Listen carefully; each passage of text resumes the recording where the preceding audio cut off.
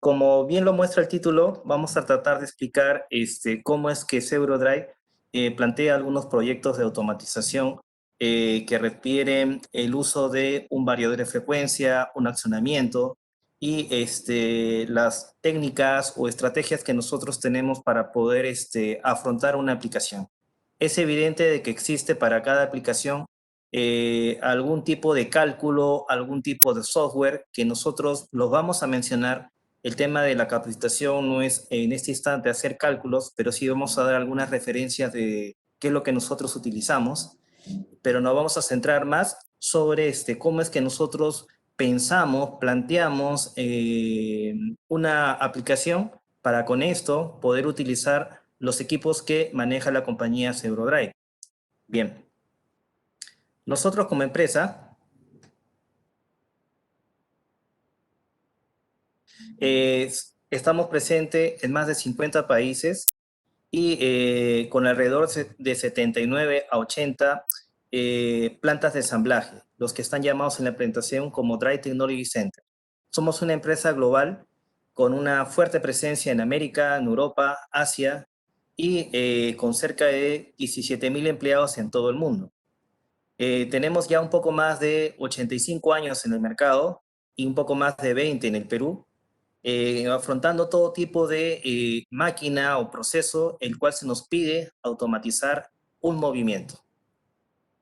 Para automatizar movimiento, nosotros tenemos una cartera de productos que van desde los actuadores, que pueden ser servomotores, motores, cilindros eléctricos, elementos de control, llámense los variadores de frecuencia, servotecnología, software dedicado para poder hacer las puestas en marcha de cada uno de estos sistemas y un nivel de control un poco más arriba, que son una propia línea de PLCs y una propia línea de pantallas HMI. Todos estos en forma combinada te dan el control sobre la aplicación siempre y cuando nosotros tengamos en claro qué es lo que necesitamos hacer. Para tener en claro, nosotros debemos identificar cuál es el proceso que se necesita automatizar. Actualmente SEU puede automatizar casi cualquier proceso que implique movimiento con el uso de una caja reductora y un motor eléctrico. Sistema de transporte, de bombeo, tamizado, mezcla, prensa, corte, agitación, transporte, elevación, etc. Cada proceso, cada tipo de industria, de alguna forma, utiliza estos tipos de procesos en máquinas específicas y sobre eso nosotros podemos intervenir dando una automatización.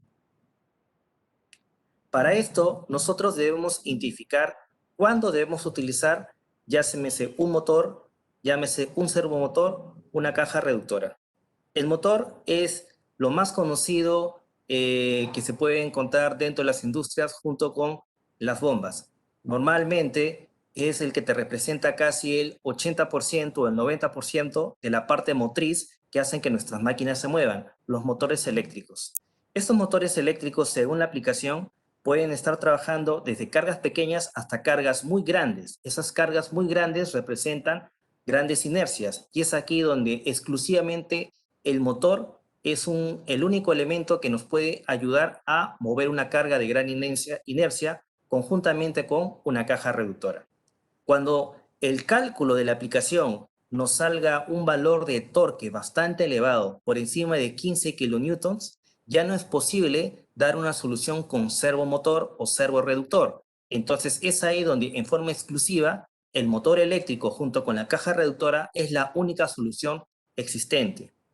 Cuando nosotros tengamos instalaciones que abarquen una gran distancia, desde la ubicación física del motor hasta el tablero eléctrico, distancias superiores a 100 metros, distancias superiores a 150 metros, entonces el motor es el accionamiento predominante junto con la caja reductora. Cuando las aceleraciones y desaceleraciones sean mayores a 1 o 2 segundos, entonces nosotros podemos utilizar tranquilamente un motor. En el caso de un servomotor, existen condiciones un poco más específicas. Se necesitan trabajar con inercias que pueden ser medianas o bajas, con una frecuencia de arranques bastante altas. Estamos hablando que en una unidad de tiempo, llamemos en un minuto, podríamos estar arrancando 30 veces, 10 veces, 5 veces, 100 veces o más. Esto es posible con un servomotor. Esto no es posible con un motor de jaula de ardilla. Con un servomotor uno puede alcanzar velocidades especiales. Estas velocidades pueden ser de 2000 RPM, 3000 RPM, 4500 RPM, 6000 RPM. Todo esto en un solo tamaño físico de equipo, cosa que a veces no sucede con los motores de jaula de ardilla. En los motores de jaula de ardilla, para alcanzar esas velocidades especiales, estamos hablando de motor de 2 polos, motor de 4 polos, motor de 8 polos. Y cada uno de estos motores puede que tenga un volumen distinto, que nos complica ¿qué? La instalación. En el caso de un servomotor, no. Con el mismo tamaño físico, con el mismo frame, nosotros podemos tener distintas velocidades. Cuando las aceleraciones son bastante pequeñas, las desaceleraciones son bastante pequeñas, es aquí donde un servomotor tiene que ir sí o sí. ¿Por qué? Porque tiene la capacidad de poder arrancar en periodos de tiempos muy cortos, alcanzar de 0 a 3000 RPM en forma instantánea, cosa que no es posible con un motor de jaula de ardilla. Cuando se requiera un trabajo de precisión, se necesita trabajar con servomotores. Cuando se cuenta con muy poco espacio físico para instalar el accionamiento, se necesita trabajar con servomotores. Todas estas características nos diferencian del motor de jaula de ardilla de forma convencional para que nosotros podamos decidir qué tipo de accionamiento necesitamos nosotros escoger para poder hacer nuestro proyecto de automatización. Los reductores. Los reductores acompañan a la parte motriz, acompañan al motor o acompañan al servomotor. ¿Por qué? Porque nos permiten reducir la velocidad de la aplicación del motor a la velocidad que se necesita realmente en la máquina, multiplicando el torque motriz. Esa es la ventaja principal por el cual nosotros usamos una caja reductora. Reducimos la velocidad alta del motor para adecuarlo a la velocidad de la aplicación y adicionalmente estamos multiplicando el torque. La caja reductora nos facilita condiciones de montaje y adicionalmente, según el tamaño que se tenga, nosotros debemos tener presente si van a haber algún tipo de consideración especial, llámese el uso de algún tipo de guarda, algún tipo de protección, porque caja reductora evidentemente aporta un volumen adicional. Se debe escoger para la aplicación, según sea el caso, la caja reductora que nos dé la mejor precisión. Vamos a encontrar que en el universo de cajas reductoras tenemos una familia bastante grande de modelos de cajas reductoras. Para plantear un proyecto desde cero, es decir, no existe la máquina, nos han pedido diseñar una máquina en particular, nosotros vamos a dar la solución motriz, no vamos a dar necesariamente la solución de generar una estructura, pero sí podemos aconsejar en base a nuestra experiencia a los clientes en cuáles son las mejores técnicas de transmisión, cuál es el mejor actuador, cuál es el mejor motor, cuál es el mejor driver para lograr los objetivos que se está planteando cuando una máquina parte desde cero. Al partir de una máquina desde cero, nosotros debemos considerar lo siguiente. ¿Cuál es la velocidad de producción que necesita el cliente o el usuario final? Estas se pueden medir a veces por paquetes por minuto, botellas por horas, toneladas por hora, etcétera. Y todas estas unidades de producción nosotros debemos llevarlas a unidades de ingeniería, RPMs, metros por minuto. Al llevar estas unidades de producción a unidades de ingeniería, nosotros necesitamos ciertas dimensiones físicas de la máquina para poder hacer el primer paso. Esto implica que con las velocidades nosotros necesitamos crear un perfil de movimiento, ver si el proceso va a ser cíclico, ver si el proceso es repetitivo. Entonces, con el perfil de movimiento y con los datos de la carga, nosotros podemos comenzar a calcular fuerzas, podemos comenzar a calcular torques.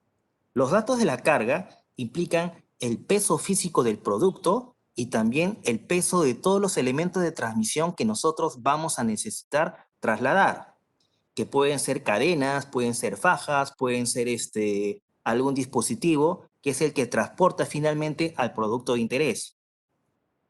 Pesos y dimensiones son importantes para el cálculo porque esto nos permite determinar cuánto es la inercia del cuerpo que necesitamos mover vía el actuador. Nuestro actuador es un motor, es un servomotor, o es un servorreductor, o es un servomotor. Adicionalmente, nosotros tenemos que tener en claro cuál es la precisión que requiere la aplicación. Esta precisión Se analiza porque hay muchos elementos de transmisión mecánica que por desgastes nos pueden comenzar a introducir error físico que después nos pueden perjudicar al nivel de producción. Nos están diciendo quizás que hace falta mejorar el corte, que hace falta mejorar el peso, que hace falta mejorar el caudal, N factores que a veces son como consecuencia del desgaste mecánico de las piezas que nosotros estamos utilizando. Hay que tenerlo presente para que con esto nosotros podamos recomendar al usuario final cuáles son los límites de operación o los tiempos de recambio de estas piezas o componentes. Finalmente, hay que considerar las condiciones de operación, llámese altitud, llámese temperatura, llámese humedad, instalaciones eléctricas en buen o mal estado, para que el sistema automatizado, que va a depender de un PLC, va a depender de una pantalla HMI, va a depender de un variador de frecuencia, trabaje apropiadamente. Uno podría tener el mejor programa, uno podría tener el mejor hardware, uno podría tener el mejor equipo, pero nada de esto es válido si es que tenemos unas condiciones eléctricas deficientes, con descargas, con caídas de tensión, con problemas a tierra, que a la larga terminen afectando o dañando los equipos. Entonces, un proyecto desde cero tiene que tocar estos 4 factores que estoy precisando. Definir la velocidad de producción del cliente, tener en cuenta cuáles son las cargas, los pesos, la geometría de los cuerpos que vamos a mover, tener en claro si va a haber precisión, llámese en longitud, llámese en peso, en lo que fuera, y tener presente las condiciones de operación para poder hacer las protecciones apropiadas de los equipos. Cuando trabajamos un proyecto desde cero, es importante definir el perfil de velocidad, la velocidad máxima de operación, qué tan rápido tiene que acelerar, cómo tiene que desacelerar. Esto nosotros lo conseguimos con la información que el cliente nos da. Si el cliente nos dice que su nivel de producción va a ser medido en paquetes por minuto, va a ser medido en toneladas hora, en cualquier unidad de producción, nosotros tenemos que transformar esa velocidad de producción en una curva, en una gráfica de velocidad versus tiempo. Y esa velocidad versus tiempo para nosotros tiene que ser en velocidades de ingeniería, RPMs, metros por minuto o similares. Esas unidades de ingeniería nos permiten a nosotros hacer los cálculos que requerimos para dimensionar al accionamiento. Aquí estoy comparando cómo podría arrancar un motor y cómo podría arrancar un servomotor. La diferencia más notable es que la velocidad máxima ha cambiado en el motor y en el servomotor en función al tiempo que le demora al servo arrancar. Con un servomotor nosotros podemos tener tiempos de arranque, tiempos de aceleración bastante cortos, bastante pequeños respecto a un motor de corriente alterna. ¿Esto por qué? El servo está diseñado para tener mejores comportamientos en los arranques. Al tener este mejor comportamiento en los arranques, nos permite tener mejores velocidades de producción. En este caso, si en un ciclo de trabajo nosotros tenemos solo un arranque y parada de motor, en un servomotor nosotros podemos tener 3 arranques o paradas. Hemos triplicado. ¿Por qué triplicamos? Porque podemos con un servo reducir la aceleración. Al poder reducir la aceleración, nosotros podemos escoger ya el tipo de motor motriz, llámese un motor de jaula de ardilla o llámese un servomotor. Entonces, ¿cómo es que nosotros podemos juzgar si la aceleración tiene que ser pequeña o la aceleración tiene que ser grande? En función a la velocidad de producción del cliente.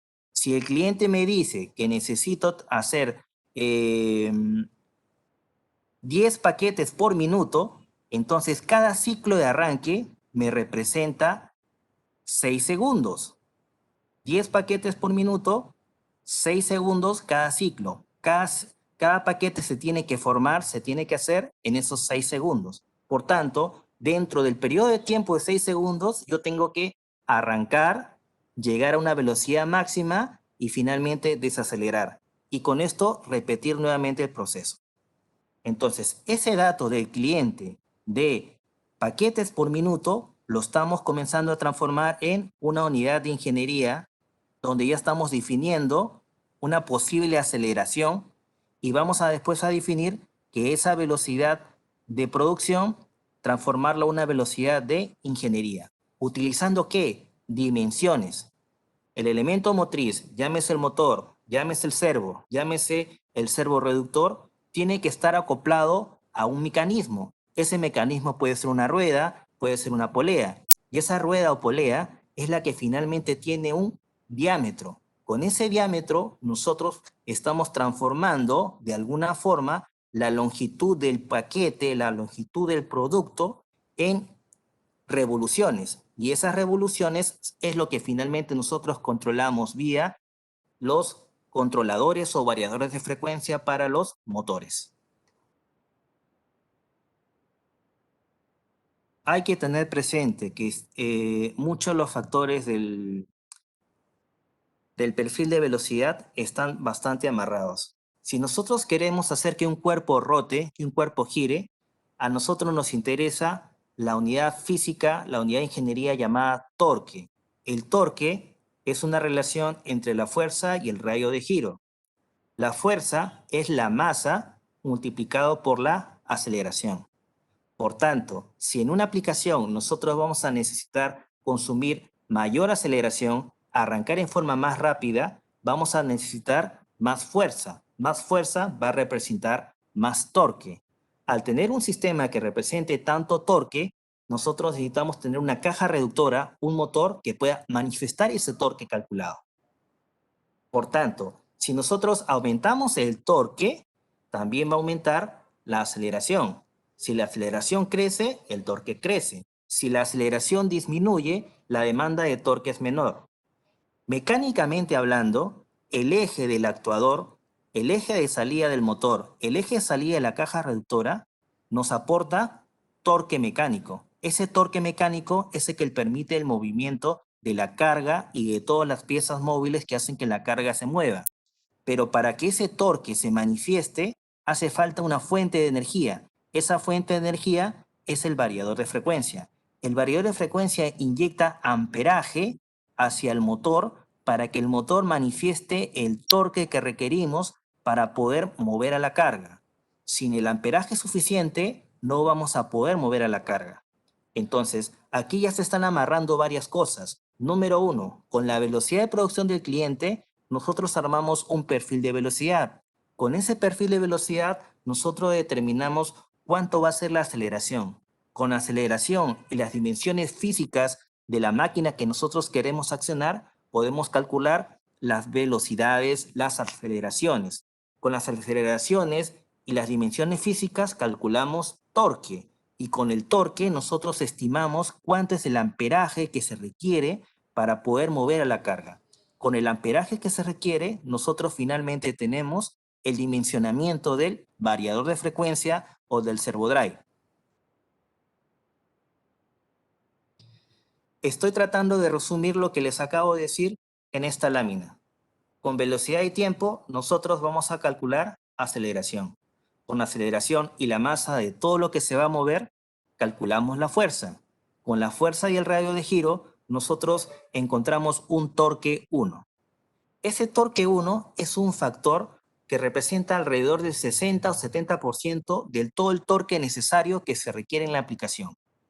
¿Por qué? Porque adicionalmente, este torque 1 es exclusivamente el torque que se requiere para el arranque y es el torque principal que está presente en un ciclo de trabajo. Aparte de este torque de aceleración, tiene que existir la fuerza, el torque suficiente para poder vencer a todos los elementos de fricción existentes en la transmisión mecánica. Y finalmente, un torque de seguridad en el caso se presenten algunas cargas transitorias, algunos excesos de carga que el sistema tiene que vencer para no entrar en un proceso de sobrecarga. La sobrecarga implica de que el sistema por algún momento tiene que poder entregar un poquito más o un poco más de la capacidad por el cual ha sido realmente diseñado. Es un factor de seguridad. Es como que nosotros tuviéramos un colchón extra por cualquier problema que se pueda enfrentar durante la aplicación. Entonces, el cálculo final para poder determinar cuánto torque se requiere en una aplicación es la suma de tres factores. el torque que se requiere al acelerar, el torque para que se venzan las fuerzas de fricción y adicionalmente un torque de seguridad por cualquier eventualidad que se pueda presentar. Es preferible tener ese colchón, ese plus, a que el sistema se dañe mecánicamente cuando se presente algún incidente, algún atracón, algún problema mecánico en la transmisión.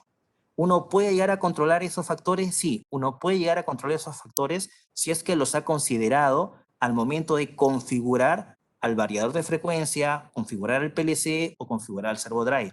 Recuerden, el torque que nosotros vemos en un sistema es consecuencia del amperaje que estamos ingresando al elemento motriz. Al elemento motriz que nosotros utilizamos en los proyectos de automatización son los motores eléctricos o son los servomotores. Mientras más amperaje pase por un motor, más es la demanda de torque que se requiere para la aplicación.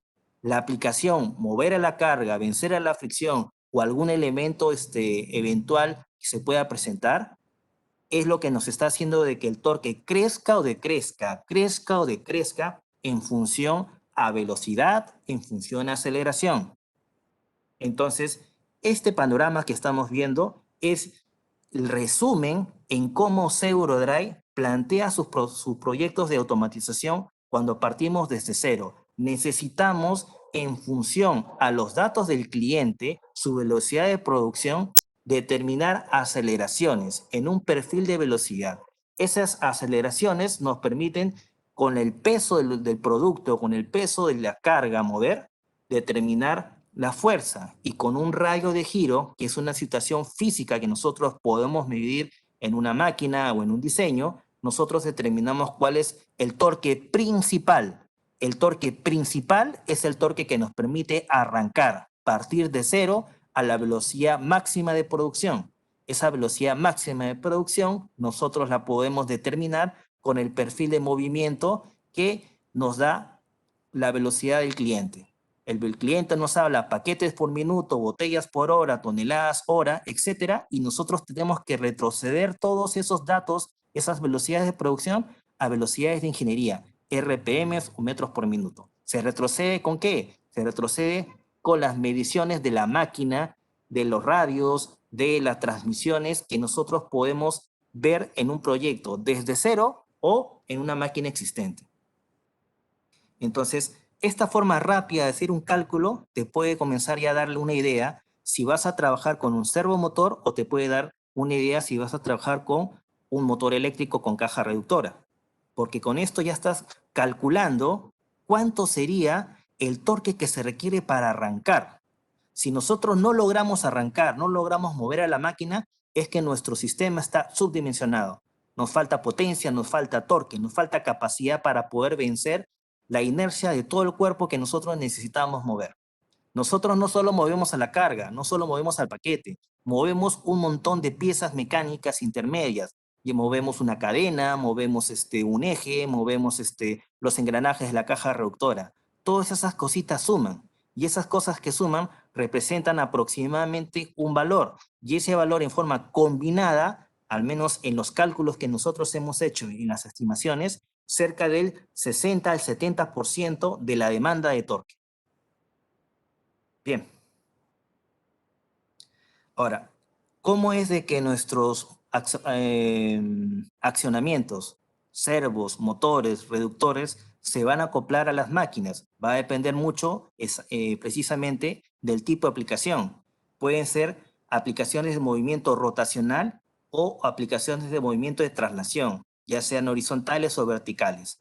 El actuador tiene que estar acoplado y unido de alguna forma a la máquina, y estas uniones son a veces conocidas. Pueden ser fajas y cadenas, pueden ser sprockets, pueden ser correas de todo tipo, pueden ser acoplamientos indirectos, pueden ser husillos. Entonces, todas estas condiciones mecánicas a nosotros nos interesa. ¿Por qué? Porque nos van a dar la precisión que nosotros necesitamos para el tipo de aplicación que estamos haciendo. Hemos calculado un torque, ahora estamos viendo cuáles son los otros elementos que forman parte de la transmisión mecánica. Vamos a poner el caso de la precisión. Si nosotros tenemos un proceso repetitivo, imaginemos de corte de láminas, y nos están pidiendo tener un error de algún valor lineal, nosotros tenemos que ponernos a juzgar si el actuador que hemos escogido nos va a estar entregando ese juego, ese error en forma lineal. Estamos mostrando en la imagen una tabla de los reductores R67 de PseudoDrive, y acá nosotros en la columna que tengo resaltada en rojo estoy colocando cuál es el juego mecánico existente entre los engranajes. Ese juego mecánico es propio de la fabricación de cada uno de los dientes que conforman a la caja reductora, los dientes de los engranajes.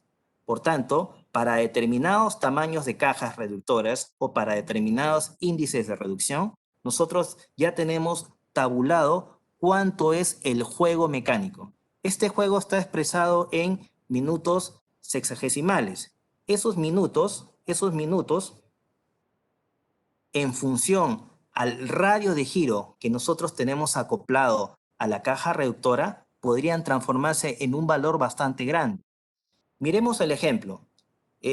Recordamos que el ángulo, la longitud de arco se expresa como el producto del ángulo por el radio de giro.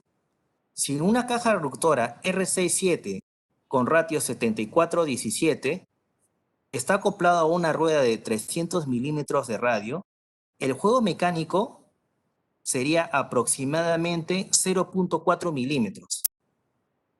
Si la aplicación me está pidiendo tener un error de 0.1 milímetros, entonces yo no puedo utilizar esta caja reductora.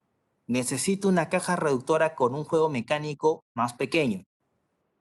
Si el radio de giro cambiase y ya no es 300, sino otro valor, entonces el juego va a crecer también. Aquí he cometido un error al momento de tipearlo.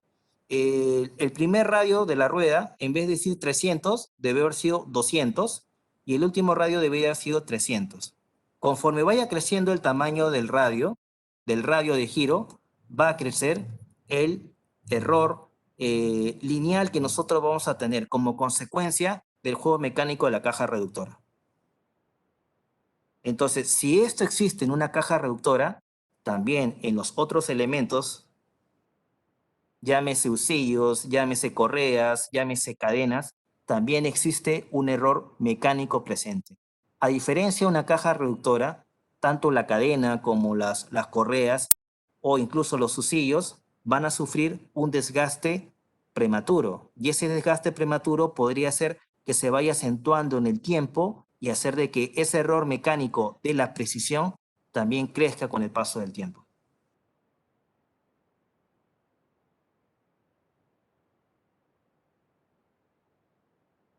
PseudoDrive suministra una gran cantidad de niveles de cajas reductoras. Cada caja reductora, por diseño, tiene una cantidad de juego presente. Si la aplicación nos demanda una precisión bastante pequeña, nosotros debemos seleccionar una caja reductora cuyo error de juego mecánico, el error entre diente y diente de la fabricación, sea bastante baja. De entre ellas, la mejor de todas es la caja planetaria. La caja planetaria te aporta un nivel de volumen bastante bajo, es decir, ocupa poco espacio, pero adicionalmente crece tremendamente o reduce tremendamente el juego mecánico.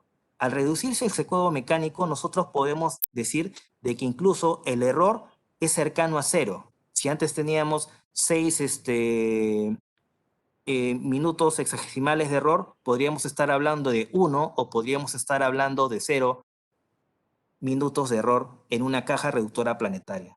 La caja reductora planetaria normalmente se utiliza en aplicaciones de alta precisión.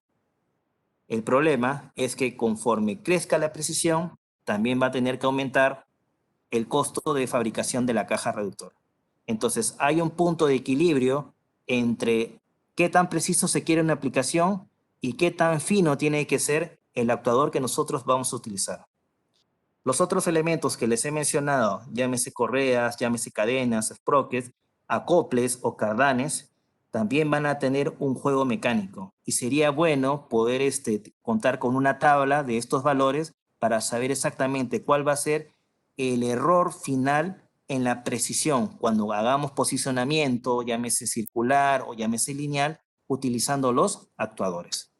Entonces, un proyecto que parte desde cero implica que nosotros debamos conocer cuáles son las velocidades que el cliente nos está solicitando. Esas velocidades nos van a permitir calcular o dimensionar nuestro accionamiento. Una vez que calculamos nuestro accionamiento, tenemos que saber si va a cumplir las condiciones de precisión mecánica que el cliente nos puede solicitar. Si no cumplimos esas condiciones de precisión mecánica, entonces el proyecto no va a estar completamente cerrado por el lado del cliente. Ahora vamos a hablar sobre la precisión electrónica. La precisión electrónica depende de la lectura de un elemento llamado encoder. El encoder es en verdad un mundo de conocimiento. Como estamos viendo aquí, se aparecen varias preguntas. Número uno, ¿cuál va a ser la resolución de este encoder? ¿Qué tipo de encoder vamos a utilizar? ¿Vamos a utilizar un encoder incremental, un encoder absoluto? ¿Cómo va a ser el montaje de este encoder? ¿Con eje hueco, eje expandible, con una base de montaje? ¿Qué tipo de señal nosotros vamos a utilizar, no sé, por comunicación? De repente Ethernet, de repente Profibus, etcétera. Cada una de estas particularidades harían de que nuestro encoder sea único para la aplicación. ¿Por qué? Porque la precisión de la máquina que estamos haciendo, del tipo de producto que estamos elaborando, así lo demanda. Y eso implica un costo de inversión. Mientras mayor sea la precisión para la aplicación, el actuador mecánico, el motor, el servo y la caja reductora tienen que ser los más precisos posibles.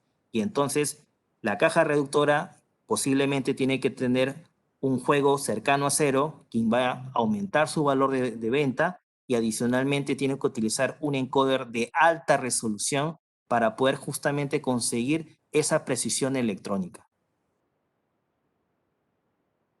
Los encoders en muchos casos crecen en valor en función al tipo de señal que emiten. En este cuadro estoy colocando que el precio base de un encoder en Europa podría estar cercano a los 500 euros cuando hablamos de un encoder de alta resolución, un encoder absoluto. Los encoders de baja resolución podrían ser encoders de 100 pulsos o encoders de 50 pulsos que se pueden encontrar en nuestro mercado. Te costará de repente 100 soles, 200 soles, 50 soles. Son de muy baja resolución. Pero también tenemos los encoders de alta resolución que pueden ser de 4.000 pulsos, de 5.000 pulsos, de 10.000 pulsos. Nosotros como compañía trabajamos con un encoder de 1.024 pulsos y con nuestra electrónica esos 1.024 pulsos los transformamos en 4.096 pulsos para poder trabajarlo dentro de nuestros controladores, dentro de nuestros variadores de frecuencia. Entonces, mientras mayor sea la resolución, la cantidad de pulsos que emite un encoder, nosotros vamos a tener mayor precisión.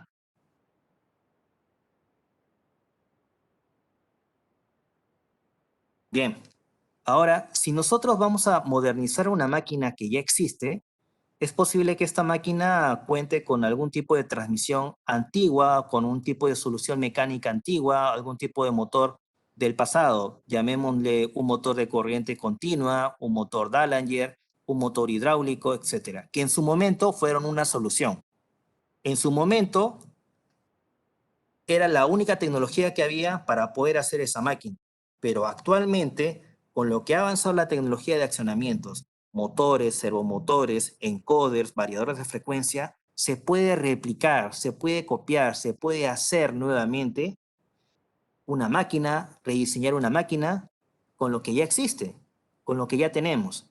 El problema de estas tecnologías antiguas, motores de continua, los motores hidráulicos, los motores Dallinger, etcétera, es de que los costos de mantenimiento están creciendo con el paso del tiempo, porque ha entrado con más peso, con mayor facilidad y con menos costos de venta los motores eléctricos de corriente alterna.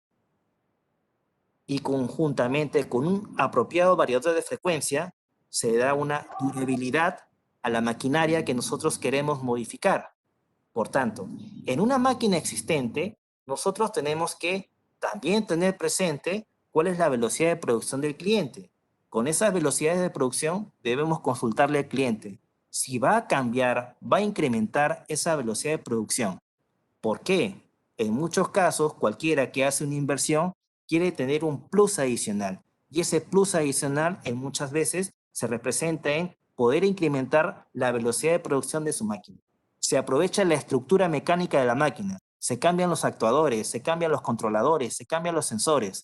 Y en muchos casos el cliente lo que finalmente tiene es casi una máquina nueva porque le has cambiado la parte motriz, toda la parte de control, pero solo te quedaste con la estructura, la parte física, la parte mecánica, la parte de cimentación. Entonces, no es raro, al menos en nuestra realidad, pensar de que muchos clientes al hacer una inversión de modernización de una máquina quieran tener un plus extra en la velocidad de producción. Por tanto, al igual que hicimos con un proyecto desde cero, donde necesitábamos los datos de producción del cliente, aquí tenemos que preguntarle al cliente si va a hacer un incremento en la velocidad actual de la máquina. Una vez que tengamos eso en claro, nosotros debemos tratar de encontrar los datos de placa de los equipos que en este momento están trabajando con la máquina. Tratar de determinar cuál es su potencia, cuáles son sus velocidades y sus accesorios, que pueden ser tacómetros, ventiladores, termistores y así. Y preguntarnos si lo que actualmente existe como accionamiento es compatible con la electrónica nueva que va a ingresar. Puede ser que existan sensores, pueden que existan algunas pantallas HMI u otros elementos que el cliente aún quiera mantener. Pero es ahí donde nosotros tenemos que juzgar. Estamos transformando la máquina. De repente esa señal de sensor no es compatible, de repente esa pantalla HMI no se puede comunicar con la nueva electrónica, no se puede comunicar con el PLC. Entonces todas esas condiciones tienen que estar presentes cuando nosotros queremos modernizar una máquina que ya ha venido trabajando y el cliente nos solicita hacer una modernización. Al igual que en el caso anterior, siempre el tema de precisión es importante. ¿Por qué? Hay que juzgar que es una máquina que ya ha estado trabajando cierta cantidad de años. Entonces puede que existan muchas piezas mecánicas que estén desgastadas, muchos ejes que podrían ya estar, que necesiten algún tipo de cambio, algunos alojamientos de rodamientos o algunos alojamientos motrices que pueden necesitarse ser nuevamente centrados. Entonces, todos estos factores podrían impactar en la precisión que se requiere para la aplicación. Otro dato importante es observar el espacio físico disponible para los nuevos equipos que nosotros queremos proponer. Esos nuevos equipos que nosotros queremos proponer tienen que, como mínimo, tener el mismo volumen que el equipo que estamos retirando.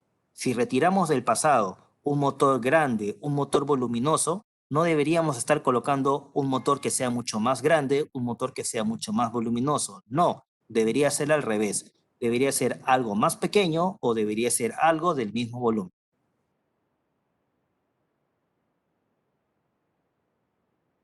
Entonces, cuando queremos modernizar una máquina ya existente, debemos identificar sus datos de potencia y velocidad, lo que están indicados en la placa, y trabajar con la fórmula que se está mostrando. Potencia es torque por velocidad.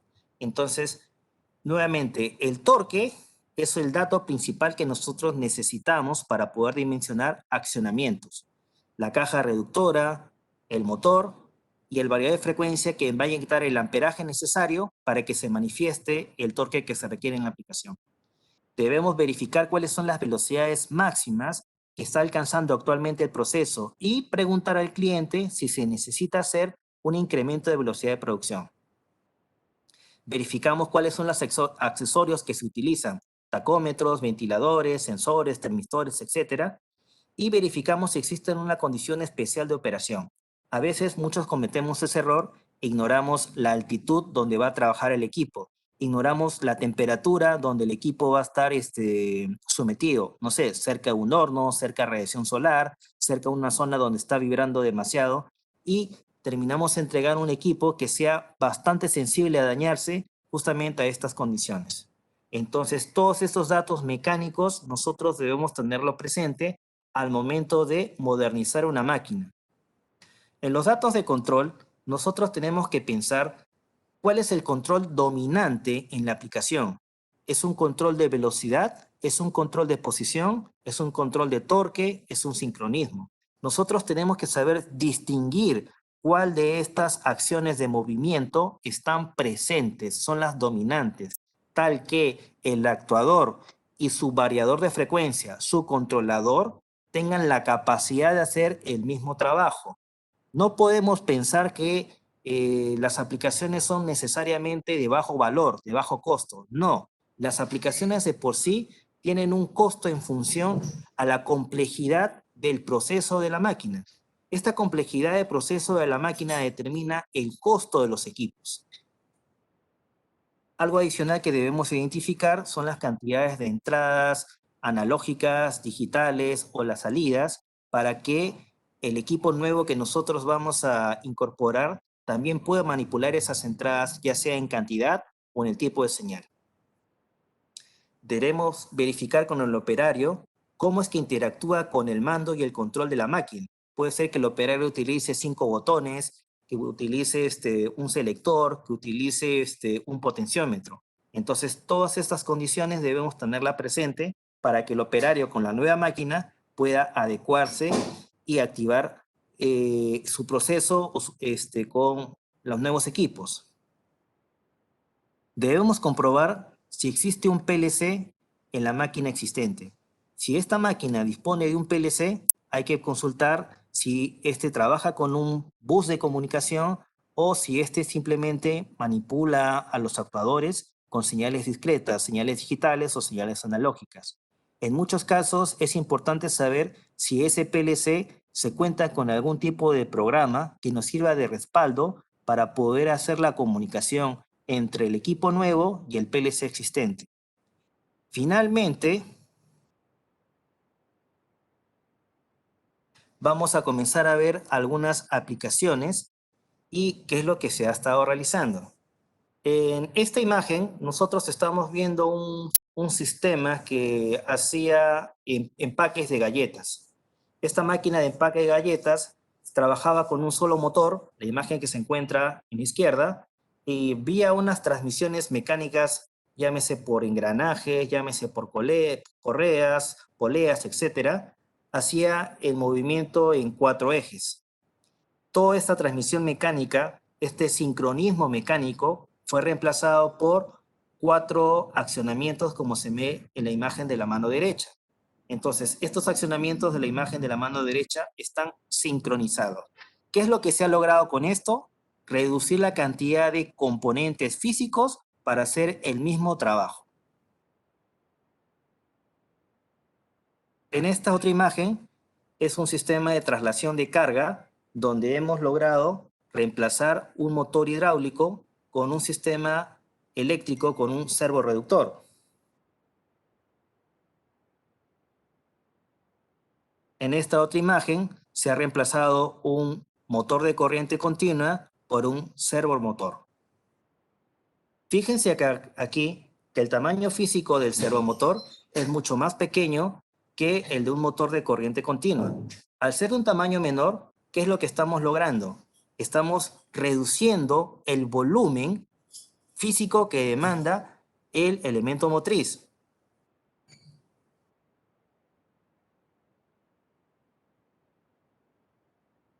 Por tanto, en los proyectos donde se modernizará una máquina, llámese los motores de continua, motores a paso, motores Dallinger, estos pueden ser reemplazados sin problemas por servomotores o motores, siempre y cuando conozcamos cuál es la capacidad de potencia de estos motores y su velocidad. Importante, tratar de encontrar los datos de placa del equipo original. Actualmente existe una tendencia mundial en optimizar el consumo de energía en los motores eléctricos, haciendo que estos sean cada vez más eficientes. Los servomotores de imán permanente son de categoría IE4. La categoría IE4 son los más eficientes que se pueden encontrar en el mercado. Por tanto, van a encontrar muchas aplicaciones o muchas máquinas donde la mejor solución, llámese por tamaño, llámese por precisión, llámese por consumo de energía, va a ser un servomotor. Otras soluciones de hidráulica y neumática, como motores y pistones, pueden ser también resueltas con servomotores, considerando los límites de fuerza de la aplicación. Pero aquí nosotros garantizamos precisión y un menor consumo de energía con cada uno de los motores motrices. Más adelante vamos a ver una pequeña aplicación con el reemplazo de un motor hidráulico con un cilindro hidráulico, un cilindro neumático, por una aplicación de servomotor en un movimiento lineal. Un dato importante es considerar las inercias. La inercia de un cuerpo se define por la masa y el radio de giro de este cuerpo. Existe una proporción entre la inercia del motor y la inercia del cuerpo que nosotros queremos mover. Normalmente la relación tiene que estar menor a un factor, y ese factor es 15. Ya se ha visto entre varios fabricantes y en varias tablas que ese valor en verdad fluctúa entre 10 a 15. Si la relación inercial entre el cuerpo que nosotros queremos mover y el elemento motriz, motor o servomotor, está fuera de este rango, el nivel de control no va a ser bueno. La precisión, a pesar de que tengas una buena caja reductora, a pesar de que tengas un buen encoder, no va a poder ser posible que se pueda alcanzar. Tiene que haber un equilibrio inercial entre la inercia del motor y la inercia del cuerpo a moverse. Esa relación, al menos para nosotros como CEU, está tabulada en valores que tienen que ser menor a 15. Existen fórmulas para poder determinar cuál es el torque de todas las piezas que conforman una máquina, y ese torque se refleja, o esa inercia se refleja, en el eje del motor. Esa inercia reflejada en el eje del motor relaciona las masas, relaciona las velocidades, aceleraciones, etcétera, se refleja en el eje y es el que nos permite hacer el cálculo con el dato inercial del motor. El dato inercial del motor nosotros lo podemos encontrar en tablas. Y entonces es así donde nosotros podemos ver si este factor que sea menor a 15 se está cumpliendo. Si el factor supera el valor de 15, el control no va a ser bueno. El sistema va a oscilar, no va a alcanzar la precisión, no va a alcanzar la velocidad y vamos a tener problemas. Entonces es importante, en muchos casos, revisar cuánto es esa inercia reflejada en el eje del motor. Les repito, es una fórmula que relaciona las masas de todos los cuerpos que conforman la aplicación. Afortunadamente, estas masas a veces nosotros las podemos estimar, y estimando estos valores y estimando estos radios de giro va a ser fácil para nosotros poder determinar el valor de la inercia reflejada. No es necesario a todo caso hacer un cálculo demasiado fino en ingeniería para un cuerpo que tenga una forma geométrica bastante compleja. Nosotros podemos estimarlo como si fuera un cubo, como si fuera un cilindro. Y al hacer esa estimación nos sirve bastante para que podamos tener la inercia reflejada en el eje del motor. Entonces, en resumen, nosotros podemos afrontar los proyectos de automatización desde el punto de vista de CEU, partiendo en la velocidad de producción del cliente. La velocidad de producción del cliente nos debe a nosotros dar un perfil de velocidad. Ese perfil de velocidad está amarrado a la velocidad máxima que se necesita en el actuador RPMs y calcular la aceleración. Si nosotros calculamos la aceleración y tenemos la geometría del cuerpo que queremos mover, podemos determinar cuánto es la fuerza y cuánto es el torque requerido. Ese torque requerido es el torque para acelerar, que en muchos casos representa entre un 60 a 70% del torque de la aplicación. Con ese torque requerido, nosotros completamos todo el torque necesario, considerando lo que es vencer las fuerzas de fricción y tener un plus, un adicional por cualquier eventualidad que se pueda presentar, algún tema mecánico o algún tema de incremento de carga, que puede ser entre un 10 o un 15%. Entonces, calculando velocidades, calculando las aceleraciones, teniendo en cuenta el peso de los cuerpos que nosotros necesitamos mover, estimamos ese torque. Y ese torque es lo principal para que nosotros podamos determinar cuál es el actuador correcto. ¿Es un servomotor o es un motor? ¿Necesitamos utilizar caja reductora o podemos trabajar directamente con el motor. Teniendo ya definido el torque y el uso de la caja reductora, nosotros definimos en base a cuál es la demanda del torque máximo, cuál es el variador de frecuencia que nos entregue el amperaje que se requiere para poder manifestar el torque. El torque es la llave de todo, el torque. Con el torque nosotros vemos la caja reductora, vemos el variador, vemos el uso de un motor o de un servomotor. Ese es el primer factor, como dimensionamiento. El segundo factor de dimensionamiento de equipo es la precisión. Nuevamente, el cliente nos tiene que dar, aparte de la velocidad de producción, qué tan preciso tiene que ser la formación del producto. Si va a haber tolerancia de error, si va a haber una precisión de corte, una precisión de peso, una precisión de volumen. Y sobre esos factores nosotros vemos si necesitamos tener una caja reductora más fina o un encoder más fino. Cuando ya tenemos dimensionado al sistema por torque y tenemos dimensionado al sistema por la precisión, hace falta ver cómo la máquina va a interactuar con el operario. Es ahí donde necesitamos saber con cuántos botones van a necesitar para poder arrancar, parar, invertir el giro, cambiar formato, etc.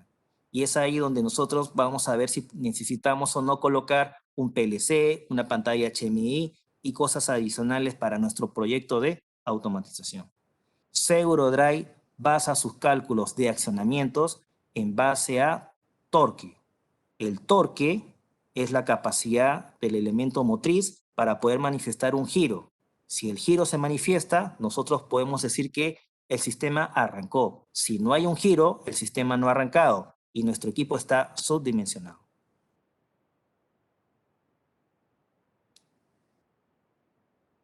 Ahora, ya hemos determinado el actuador en base al torque, hemos determinado el actuador en base a la precisión y ahora necesitamos saber qué es lo que necesitamos hacer con la máquina.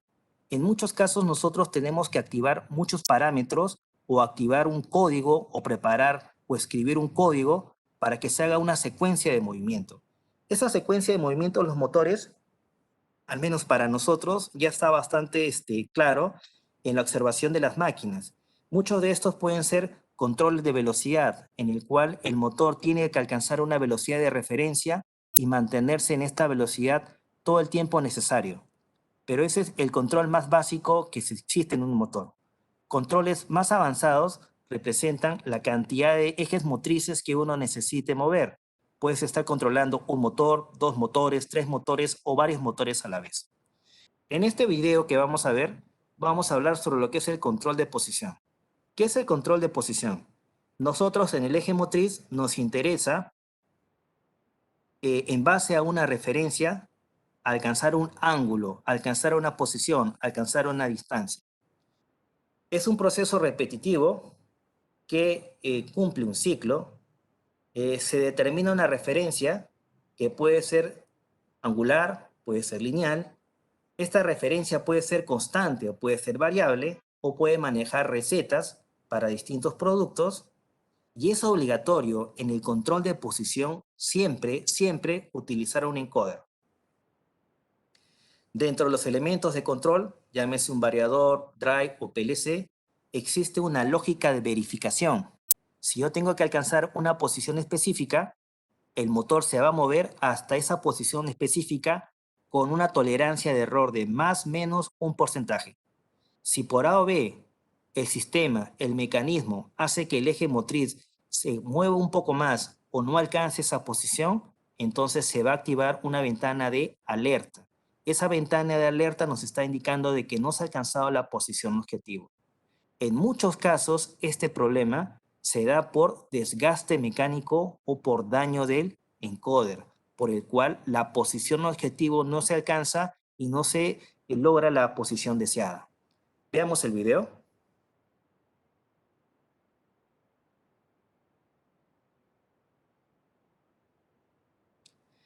En este video vemos 9 ejes motrices que están sincronizados para hacer una posición.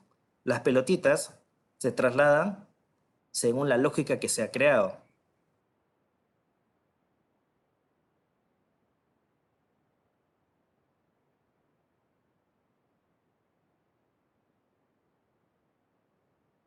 En la parte inferior se ven los variadores de frecuencia que se encargan de controlar a estos nuevos ejes motrices, que son los que se encuentran en la parte posterior. Las aplicaciones de control de posición son las que se usan por excelencia en aplicaciones de servomotor. El control de precisión en muchos casos tiene que ser rápido, tiene que ser fino y normalmente los actuadores, los motores, tienden a ser motores de bajo volumen. La siguiente aplicación que nosotros vemos es el control de torque. Un motor eléctrico es cierto que nos entrega velocidad, pero al igual que nos entrega velocidad, nos está entregando una fuerza rotacional que nosotros conocemos como torque. Ese torque, recuérdenlo, es lo que nos permite mover a la carga. El torque de un motor es proporcional al amperaje que recibe desde su variador de frecuencia. Ese torque de motor tiene un tope límite, un tope dado por los datos de placa. Potencia es igual a torque por velocidad. En placa nosotros encontramos la potencia, en placa nosotros encontramos la velocidad y con esto podemos determinar cuál es el torque máximo o el torque nominal del motor. Si el motor requiere ese torque máximo, entonces nos va a consumir la corriente nominal máxima que diga la placa. Pero hay aplicaciones en las cuales nosotros no necesitamos tener todo el torque nominal. Podemos jugar con ese valor de torque. Estas aplicaciones normalmente se dan en bobinadores, de bobinadores, donde conforme vaya creciendo el tamaño de la carga, la velocidad comienza a cambiar. Mientras más carga se dé, baja la velocidad. Mientras menos carga se dé, mayor es la velocidad. En este video, nosotros preparamos un módulo en las oficinas de Lima, donde estamos bobinando un rollo de papel higiénico. El papel higiénico es un material bastante sensible y nosotros podemos hacer que el control de torque sea igual que sensible que el papel higiénico. Nosotros vamos a detener el trabajo de bobinado de este rollo de papel higiénico solo con la acción de los dedos.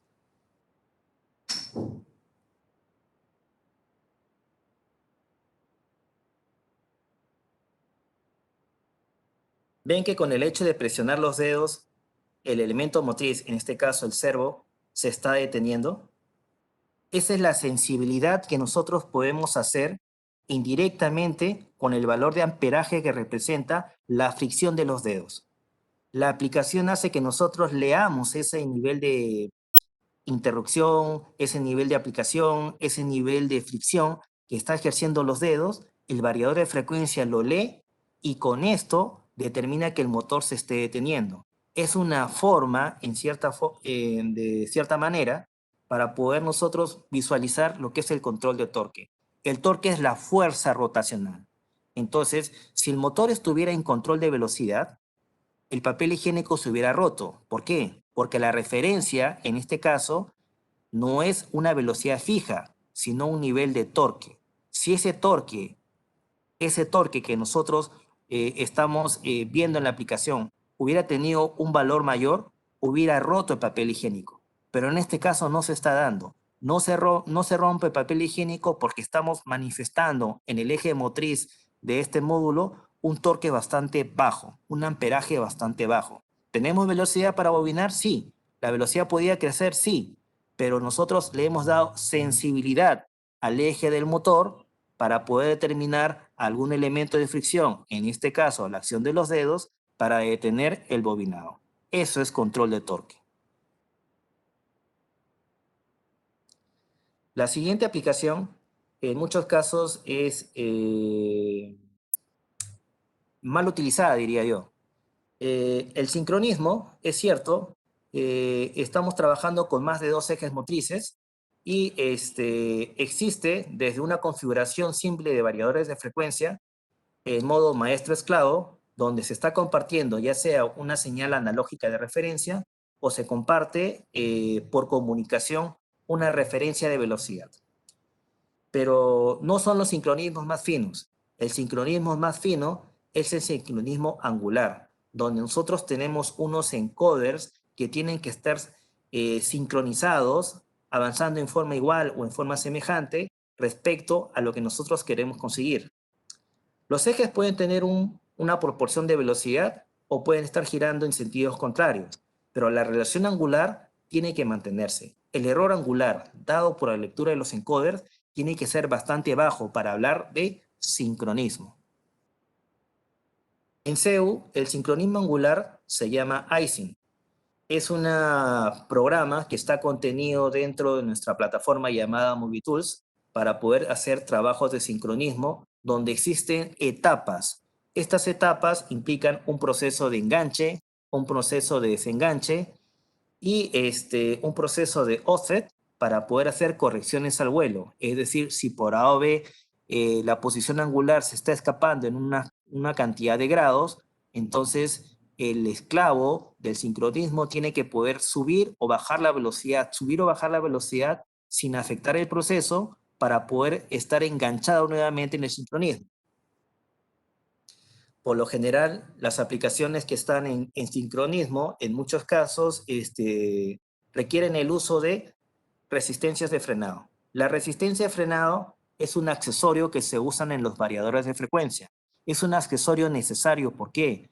Porque las variaciones bruscas, rápidas, los frenados que se pueden encontrar en los procesos que están sincronizados, hacen de que la energía mecánica que se tiene en los ejes motrices se transformen en energía eléctrica que va de regreso hacia la red. Pero antes de que llegue a la red, esa energía mecánica que se ha transformado en energía eléctrica pasa por el variador de frecuencia. Y antes de que dañe el variador de frecuencia, se prefiere que esa energía pase por una resistencia. Esa resistencia va a quemar esa energía extra en forma de calor. Cuando se tienen grandes máquinas donde tienes un flujo continuo de material, esta máquina o este material podría ser transformado. Imagínate un proceso de secado. Estás ingresando por varios rodillos, 5 rodillos, 6 rodillos o 10 rodillos, una tela húmeda. Entonces, esa tela, conforme vaya pasando por los rodillos, va a ir perdiendo la acción o el peso del agua que tiene contenida. Adicionalmente que se va secando esa tela, se puede hacer otro proceso químico, no sé, un proceso textil, ya sea de imprenta, de teñido, etcétera, que le está dando características físicas a la tela. Entonces, esa tela, por el hecho de estar pasando por cada uno de los rodillos, está sufriendo cambios, y esos cambios podrían hacer que el sistema acelere, desacelere, se comprima, aumente la velocidad, etcétera. Y entonces es ahí por esos cambios en velocidad, en la energía mecánica en movimiento, que el sistema puede regenerar y es donde se necesita el uso de las resistencias de frenado. En este video hecho en laboratorio se han unido dos ejes de servomotor con una cinta aislante. Se quiere demostrar el nivel de sincronismo angular haciendo de que los servomotores giren a distintas velocidades y al momento de detenerse los servos, la cinta aislante no se enrede. Y esto nosotros lo vamos a apreciar. Aquí solo ha girado un poquitín la cinta porque los motores no están físicamente montados a nada.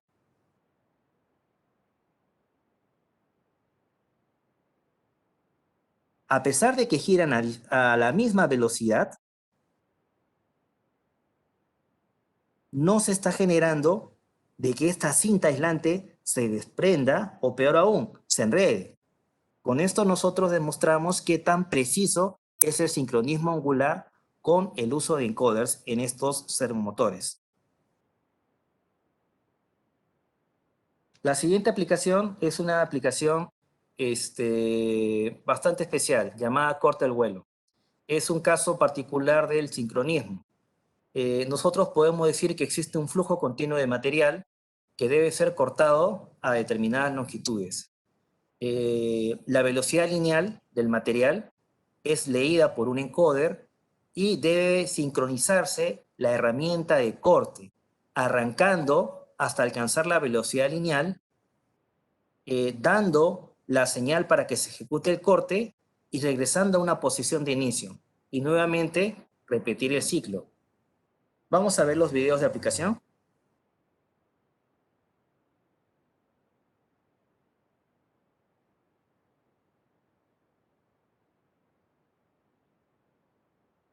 Vemos que el elemento de corte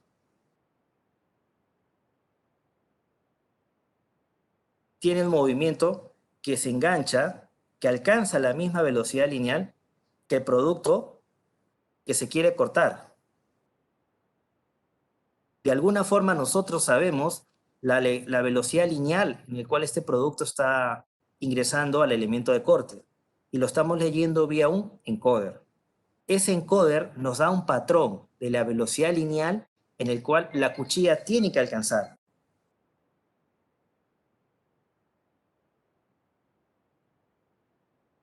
Otra aplicación especial de sincronismo es el uso de las levas electrónicas. El concepto de leva electrónica es que nosotros necesitamos diseñar un perfil de movimiento. Ese perfil de movimiento esta vez no va a ser en base a velocidades, sino va a ser en base de posiciones de los encoders, de los elementos que vamos a sincronizar. El perfil se basa en expresiones matemáticas muy similares a cuando se crean las levas mecánicas. Se utiliza un software en el cual también vamos a tener un proceso de enganche, desenganche y un proceso de corrección llamado offset. Y siempre se van a trabajar, recuérdenlo, con sistemas con encoder. La imagen que se ve es un perfil que se ha creado para la demostración. Este perfil en algún momento va a ser de que tengamos una velocidad lenta, una velocidad alta, que en algún momento el sistema esté detenido y que finalmente se dé una inversión de giro. Vamos a activar el video.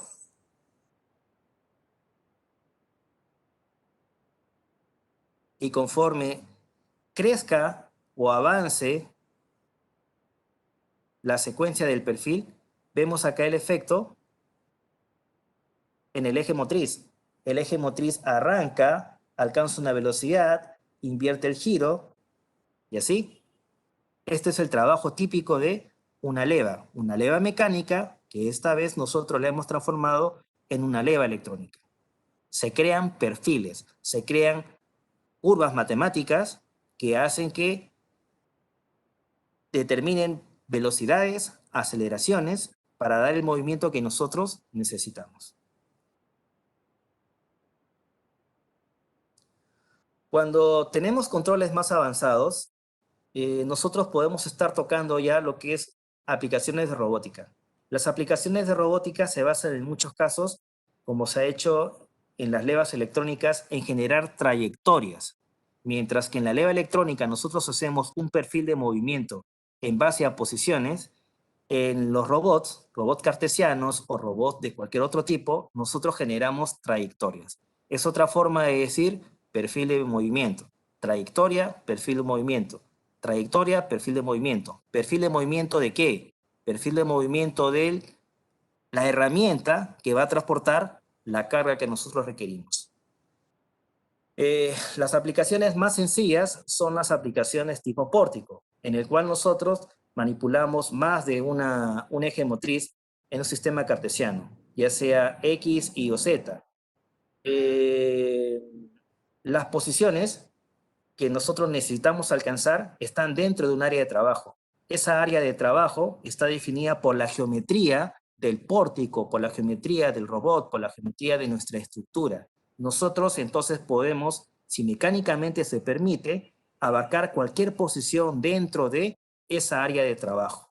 Y nosotros podemos sincronizar esos movimientos o hacer los movimientos en forma individual en cada uno de los ejes. Al igual que sucede en control de posición, existe un elemento, existe una pequeña lógica que tiene que ir verificando de que cada posición que nosotros estamos haciendo en el tiempo esté dentro de la trayectoria deseada. Los procesos de robótica, les repito, son posibles de realizar con accionamientos de CEU con sus controladores. El tema principal aquí está que hay que considerar que conforme crezca el tamaño de la aplicación, mientras más preciso sea, mientras más velocidad se requiera, los accionamientos también tienen que acondicionarse. Mientras más precisa sea la aplicación, utilizamos por lo general cajas reductoras planetarias, utilizamos servomotores de mayor capacidad, encoders más finos, para poder hacer lo que los solicitan los clientes. Entonces, en nuestros proyectos de automatización de movimiento, nosotros ya hemos visto que necesitamos calcular el torque, necesitamos definir la precisión. Con esto nosotros calculamos o seleccionamos los actuadores. El actuador, motor, servomotor y variador de frecuencia ahora tienen que acoplarse a la aplicación. Nosotros tenemos que escoger si la aplicación, en base a lo que el cliente nos solicita, va a ser control de velocidad, control de posición, control de torque, va a ser una leva electrónica, va a ser un corte al vuelo, o de repente un sincronismo avanzado en una estructura fija como estas aplicaciones cartesianas. Hay aplicaciones en las cuales la demanda de velocidad es bastante interesante. El sincronismo que nos piden es bastante interesante. Esta máquina de acá es una etiquetadora vertical de una marca conocida, donde estamos sincronizando 4 cervitos. Acá se notan 2 servos de color negro, los otros 2 se encuentran un poco más arriba. Y vemos la velocidad de trabajo. La etiqueta calza con el posicionamiento de cada una de las botellas. Esto es posible con servomotores, no es posible con motores sincrónicos normales y tampoco es posible con motores a paso. Esta otra aplicación es una combinación de leva electrónica con una aplicación de porta al vuelo.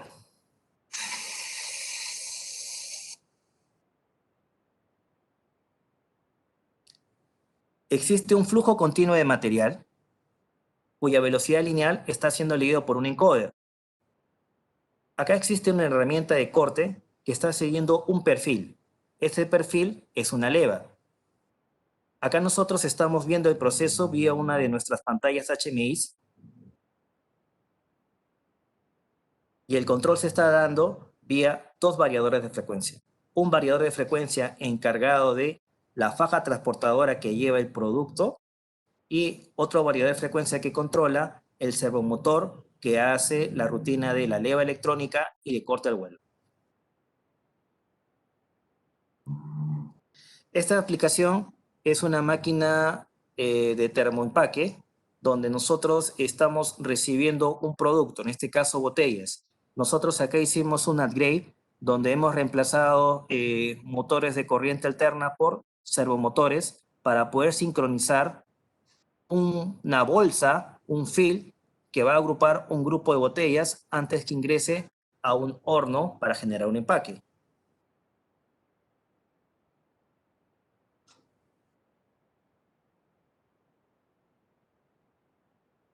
Es una aplicación típica en embotelladoras con, de formato PET, las botellas de plástico. Un servomotor se encarga de jalar el plástico, el fin. Otro servomotor se encarga de hacer el corte. Otro servomotor se encarga de introducir las botellas dentro de la cavidad. Y otro motor se encarga de el fil cortado, generar la bolsa para que pueda entrar al horno y formarse el empaque. Esta es una combinación de control de posición con sincronismo y comunicación con un PLC. Todos los factores que les he comentado cuando se quiere trabajar sobre una máquina ya existente se han tenido que tener presentes con la migración de esta máquina de tecnología de motores de corriente alterna a servomotores. Se busca espacio, se busca precisión, se busca velocidad. Todo eso se ha considerado.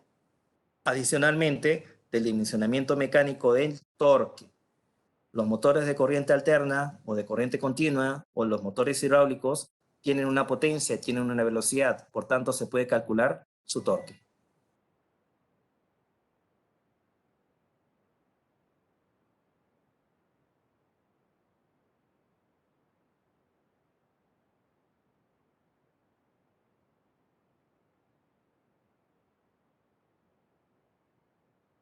Bien.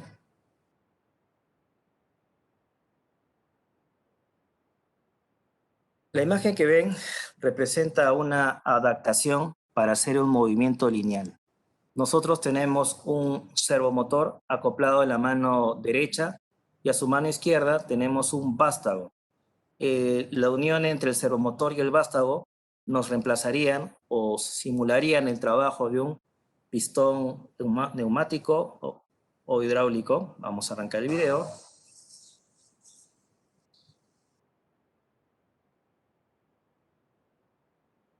Como ven, según la cantidad de giros que haga el eje motriz, se va a trasladar linealmente el vástago a una longitud propia del tamaño físico del vástago.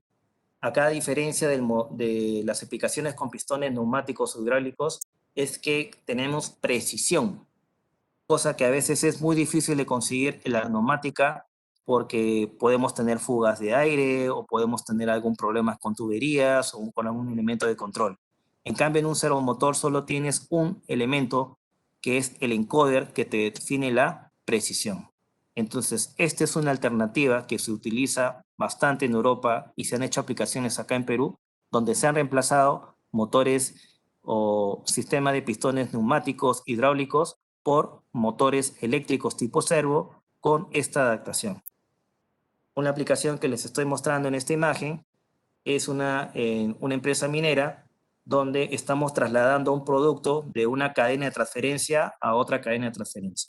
El elemento rojo representa un cilindro eléctrico, que este es el nombre comercial que tiene, para un vástago de 1,2 m de longitud. Entonces, en ese recorrido de 1,2 m, nosotros estamos llevando una lámina de material desde una posición A hasta una posición B.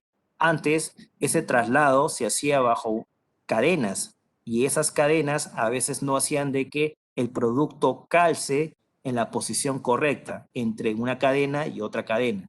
Al reemplazarse el sistema de cadenas por este pistón eléctrico, donde tienes un servo y tienes un vástago, nosotros podemos controlar cuál es la precisión lineal de el avance y tratar de dejar siempre al producto en la posición correcta en la cadena de receptora. Esta es una aplicación minera. Otros sistemas que nosotros hemos impulsado en las aplicaciones es fácilmente en los transportadores con el concepto del Mobilier, que es un producto diseñado para eficiencia energética en sistemas que pueden contar 3, 4, 10, 20, 50 elementos motrices en una línea de producción de transportadores. Y aquí tenemos una aplicación utilizando motores eléctricos, no servomotores, en otra aplicación minera para un sistema de espesadores. Este sistema está trabajando a los 4.800 metros sobre el nivel del mar en una mina en Ancash. Por tanto, los proyectos de automatización implican también pensar en la zona de trabajo. Aquí ha tenido que considerarse efectos de derrateo, efectos de radiación solar, efectos del clima, para poder hacer que el sistema funcione apropiadamente. En la última imagen, donde vemos a un técnico con chaleco naranja, se está regulando un control de torque en base a la lectura del amperaje para poder manipular una aleta que hace de que un gran tanque que concentra el producto minero, agua con los elementos metálicos en flotación, este gran tanque concentra el producto y esta asta hace de que se uniformice o se asiente el mineral. Entonces, nosotros estamos aplicando ahí un control de torque en base a lectura de amperaje para hacer de que esta asta, estas hélices, suban o desciendan conforme cambie la densidad del mineral dentro del tanque. Entonces, esa es otra forma de aplicar lo que nosotros controlamos en un motor. ¿Qué es lo que controlamos en un motor? Controlamos su velocidad, controlamos su posición o controlamos su torque. Como aquí el interés era controlar el nivel de densidad del producto, mientras más denso se haga, la demanda de carga es mayor. Al crecer la demanda de carga, nosotros vemos que es más torque y más torque representa más amperaje. Por tanto, el hélice tiene que elevarse. Es así, entendiendo qué es lo que tiene el cliente, entendiendo sus unidades de producción, que nosotros podemos retroceder a unidades de ingeniería, dimensiones, torques, precisiones, para poder dimensionar equipos correctos para cada una de las aplicaciones. Una vez que tenemos los equipos, tenemos que encontrar cuál es la técnica de control apropiada. Llámese sincronismo, llámese control de torque, llámese leva electrónica, lo que fuera. Entonces, esto nos hace tener el éxito en las aplicaciones que como Zero Drive hemos desarrollado en el país. Existe otras consideraciones cuando nosotros trabajamos con proyectos de automatización. En muchos casos los clientes pueden tener una marca de PLC ya definida y nosotros tenemos que garantizar que exista comunicación entre los equipos de CEU y esa marca de PLC existente. Si hablamos de comunicación, debemos pensar que debemos reunir dos factores. ¿Cuál es el medio físico por el cual se da la comunicación y bajo qué lenguaje estos equipos se están comunicando? Entonces, es aquí donde nosotros debemos considerar si ese PLC maneja un control, ya sea por señales analógicas, por señales digitales o por un lenguaje de comunicación entre máquinas llamado fieldbus. Esos fieldbus, esos buses de campo, pueden ser Profibus, pueden ser Ethernet, pueden ser Profinet, pueden ser DeviceNet. Existen más de 5, al menos acá en el país, lenguajes de comunicación entre máquinas que todavía subsisten. La tendencia actual es a tratar de utilizar en la mayoría de los casos Ethernet o Profinet. Pero una vez que nosotros tengamos el medio físico, es decir, cómo se está llevando el cable, cómo es que se están intercambiando los datos vía un puerto, vía un cable, vía en forma inalámbrica, etcétera, nosotros tenemos que definir cómo es que estos datos se organizan. Estos datos se organizan en palabras. Estas palabras son datos que están intercambiándose entre el PLC y el variador de frecuencia o el controlador que se encarga de mover al motor. Cada uno de estos datos ya tiene una posición específica definida dentro del universo de CEU. En el universo de CEU, nosotros necesitamos habilitar 2 bits para poder hacer que un motor empiece a girar. Esos 2 bits, por lo general, son los enables. Estos enables existen en todos los fabricantes de electrónica de accionamientos. Lo tiene Siemens, lo tiene Schneider, lo tiene ABB, lo tiene cualquier otro fabricante. Pero el detalle es que en el momento de programar la comunicación entre el PLC y el equipo CEU, se sepa exactamente cuáles son esos bits, en dónde están, para poder activarlos y con esto permitir que el accionamiento empiece a girar. En el mundo de la programación de los variadores de frecuencia existe la palabra habilitación. Esa habilitación en muchos casos es simplemente física, es decir, un puente en una bornera, pero también existe la habilitación a nivel de control. Esta habilitación a nivel de control, por lo general, existe cuando existe comunicación con otro ente. Este ente en muchos casos es un PLC. Zero Drive también maneja su propia línea de PLCs en 4 formatos que son bastante poderosos para lo que nosotros hacemos. ¿Qué es lo que hace Zero Drive? Control de movimiento. Ese control de movimiento puede ser desde un solo motor hasta sistemas robóticos bastante avanzados. Mientras más complejo sea la aplicación, más complejo es el hardware del elemento de control, llámese variador de frecuencia, llámese PLC. Entonces, acá nosotros disponemos de una familia de PLCs que incluyen algún tipo de lógica ya lista, es decir, las librerías de movimiento. Facilitamos mucho a los usuarios de nuestros PLCs para utilizar justamente esas librerías para hacer todos los controles que ustedes han visto. Control de velocidad, control de posición, control de torque, sincronismo, aplicaciones de robótica, leva electrónica. Esas librerías ya están listas. El único detalle es que se sepan cómo activarlas para poder lograr justamente el movimiento que se requiere.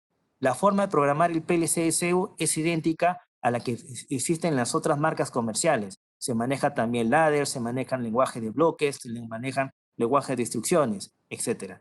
Entonces, nosotros como proveedores de accionamientos disponemos de todo el camino completo para dar una solución cerrada a nuestros clientes, ya sea en proyectos desde cero o proyectos que se necesiten este, modernizar.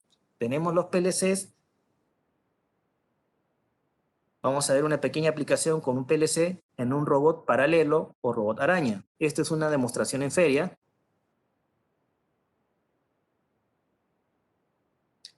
Solo es unos pocos segundos por el tema de la presentación. Aquí nosotros estamos haciendo un control de movimiento a alta velocidad. Ese control de movimiento de alta velocidad en estos tres ejes motrices implican tener controladores lo suficientemente veloces. Entonces, tanto el variador de frecuencia como el PLC tiene que tener la capacidad para poder hacer los cálculos, para poder hacer los seguimientos, la lectura de los encoders, para realizar el movimiento que se aprecia. ¿Ok? Bien, las pantallas HMI de CEU. Nosotros disponemos también de una línea de pantallas HMI de alta calidad, que por la mayoría de los casos, yo diría que en Perú nosotros hemos explotado muy bien las capacidades técnicas de las pantallas, porque en estas nosotros podemos no solo dar lo que el cliente quiere, sino darles más versatilidad, más usos, ya sea en comunicación remota, ya sea visualización de datos, ya sea preparar recetas, ya sea preparar información, etcétera. Muchos valores que en los cuales nosotros hemos logrado darle facilidad de uso a un cliente. Vamos a ver una pequeña aplicación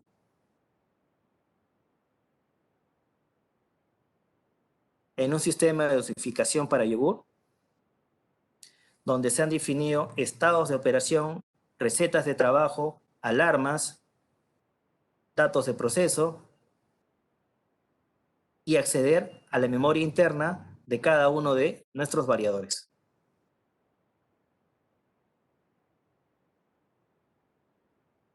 Las pantallas HMI o como la mayoría de las HMI industriales, son multicromáticas y son de naturaleza touchscreen.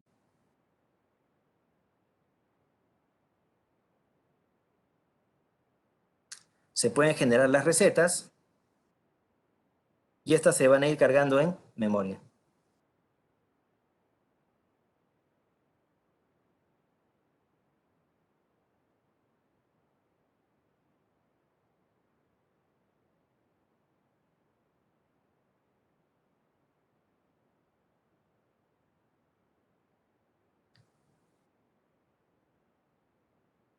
En muchos casos, las pantallas HMI de la mayoría de fabricantes, en las observaciones que he hecho, están a veces subvaloradas. La pantalla HMI es como si fuera un libro, y sobre ese libro va a depender mucho el artista que se encargue de escribir en el libro. Entonces, a veces los clientes solo solicitan datos básicos como una velocidad de entrada, una velocidad de salida, una lectura de alarmas, pero no aprovecha toda la capacidad técnica que tienen sus pantallas HMI. Nosotros, muchos clientes, hemos logrado dar a conocer dentro de las pantallas sistemas de comunicación inalámbrica y adicionalmente incorporar ahí procesos de mantenimiento que se pueden hacer sobre nuestros propios actuadores. Es decir, aprovechar que la pantalla HMI tiene cierta capacidad de memoria para identificar una falla típica del proceso y colocar allí un texto que le permita al operario, que le permita al técnico de mantenimiento hacer algún tipo de trabajo correctivo o preventivo en un equipo que puede estar generando algún tipo de mal trabajo. Esa información yo diría que es bastante útil para muchos procesos en los cuales a veces no existe el tiempo suficiente para poder entrenarse en un código. Una cosa es preparar un código de un programa en un PLC, en una pantalla, un variador de frecuencia, y otra cosa es poder saber exactamente qué es lo que se tiene que hacer. Entonces, nosotros en las pantallas HMI estamos ayudando a nuestros clientes a identificar cuáles son los datos que permiten que un motor arranque. Un motor puede arrancar porque necesita una referencia, un motor puede arrancar porque hace falta un sensor, un motor puede arrancar porque hace falta una habilitación. Entonces, esa información nosotros lo podemos reflejar en nuestras pantallas HMI para poder ayudar a una situación de riesgo, llámese para mantenimiento de producción, en el caso que un motor no estuviera en ejecución. Finalmente, y ya para acabar, hay una tendencia lo que es el concepto de industria 4.0, en el cual muchos equipos van a estar a futuro conectados a algo llamado la nube. La industria 4.0 arrastra varios conceptos que van desde Big Data, la nube, robots, inteligencia artificial, seguridad, simulación, etc. Todos estos factores o todos estos conceptos actualmente están en desarrollo. Es una tendencia, es algo que a la larga se va a acentuar y va a llegar a nuestras realidades. Y los variadores de frecuencia, los accionamientos no se van a escapar. Por tanto, eh, se va a utilizar masivamente las redes que nos da Internet para poder intercomunicar las máquinas con nuestros dispositivos, con nuestros procesos, y para eso una empresa que desea implementar Industria 4.0 debe tener presente que va a necesitar manejar nuevos conceptos. Estos nuevos conceptos, esta inteligencia artificial, les va a permitir tomar decisiones más rápidas, correcciones y supervisar procesos, hacer mejoras. Pero para que el Perú empiece a entrar realmente en Industria 4.0, los empresarios deben tener presente que van a haber beneficios, pero también van a haber algunas trabas tecnológicas o trabas operativas que se van a ir presentando. Si nosotros queremos intervenir en Industria 4.0, debemos identificar cuál es la máquina o proceso que lo amerite.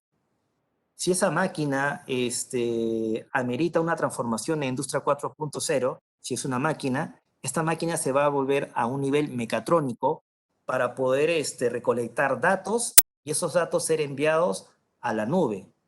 La empresa debe invertir adicionalmente en un sitio que aloje toda la información que está siendo recolectada en cada una de sus máquinas, generar una inteligencia artificial para que tome decisiones, haga gestiones o haga supervisión sobre esta data.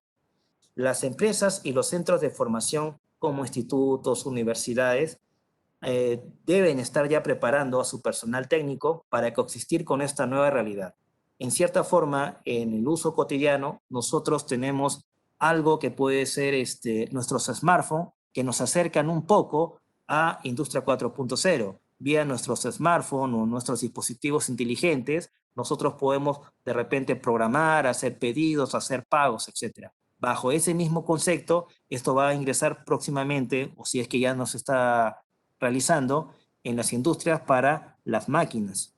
Y finalmente, todas las empresas proveedoras de tecnología están ampliando su oferta de productos y servicios a Industria 4.0. Zero Drive no es la excepción. Nosotros, en nuestra matriz en Europa, hemos introducido el concepto de Industria 4.0 en el concepto de planta inteligente. El concepto de planta inteligente son robots móviles que interactúan con los operarios, al menos de nuestras propias fábricas, para temas de producción y ensamblaje de nuestros equipos. Esto es motivo de otra charla que se puede dar más adelante, pero es lo que les anticipo. A la larga, nuestros proyectos de automatización, ya sea proyectos que se partan desde cero o de máquinas existentes, van a tener la latencia o pueden tener la latencia de conectarse a la nube. Esto ya es un paso para entrar, como les repito, a Industria 4.0. Bien, como colorario final, les repito, cualquier tipo de movimiento que implique el uso de una caja reductora o de un motor eléctrico puede ser visto por equipamiento de Zero Drive. No existe aplicación en la mayoría de industrias en el país o de nuestra realidad que no utilice un motor eléctrico. Si ese motor eléctrico necesita ser arrancado, se puede utilizar desde variadores de frecuencia a otros mecanismos que impliquen un control. Y ese control implicaría o controlamos su velocidad, o controlamos su posición, o controlamos su torque. El hecho de hacer de que varios sistemas trabajen en forma sincronizada, como se ve en el video, implica ya tener un ente gestor. Ese ente gestor en muchos casos es un PLC. Ese PLC es el que administra las velocidades de producción, el movimiento de cada uno de los elementos motrices y CeuroDrive dispone de su propio PLC. La visualización de los datos, de los procesos, los intercambios, se hacen vía pantallas HMI y nosotros como CeuroDrive disponemos también de nuestra propia familia de HMI. Por tanto, nosotros como empresa somos una de las más sólidas dentro del país y dentro de la región y a nivel mundial en dar soluciones de automatización respecto a movimiento. Tenemos equipos, tenemos personal y sobre todo tenemos experiencia acumulada para dar muchas soluciones a las demandas de nuestros clientes. En el país, nosotros tenemos a nuestros representantes comerciales divididos en regiones y en zonas. Cada una de estas personas están dispuestas a recolectar la información que se requieran para poder trabajar proyectos desde cero o para poder modernizar maquinaria existente. De mi parte, es todo por la presentación. Les agradezco el tiempo y estoy dispuesto a responder las preguntas que me puedan realizar.